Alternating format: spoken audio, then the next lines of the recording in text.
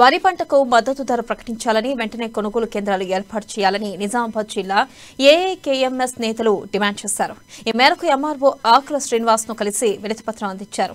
రైతులు 6 కాలం కష్టపడి పండించిన వరి పంటకు 1 క్వింటాకు 3,000 రూపాయలు ఇవ్వాలని డిమాండ్ చేశారు. దళారులు మద్దతు ధర కన్నా తక్కువ ధర చెల్లిస్తూ రైతులను దోచుకుంటున్నారన్నారు. ఒకవైపు కొనుగోలు కేంద్రాలు ప్రారంభించక మరో పక్క వర్షాల నుండి పంటలను కాపాడుకోలేక తీవ్రంగా నష్టపోతున్నామని ఆవేదన వ్యక్తం చేశారు. ఇకనైనా అధికారులు స్పందించి వరి పంటకు మద్దతు ధర ప్రకటించాలని రైతు కూలీ సంఘం తరఫున డిమాండ్ చేశారు.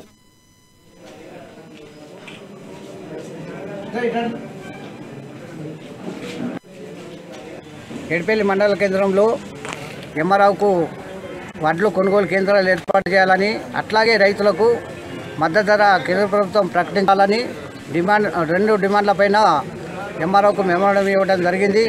ముఖ్యంగా వర్షాకాలము వర్షాలు కొడుతున్నాయి, ఒక మొక్కన కోతలు వచ్చినాయి.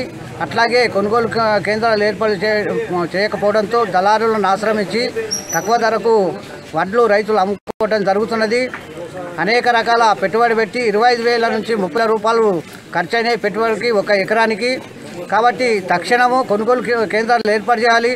కేంద్ర ప్రభుత్వము రైతుల పట్ల సౌతి ప్రేమ ప్రకటించకుండా రైతులకు కనీసం 1 క్వింటాలకు 3,000 రూపాయలు ఇవ్వాలని అఖిల భారత రైతుల సంఘం తరఫు నుంచి డిమాండ్ చేస్తున్నాం.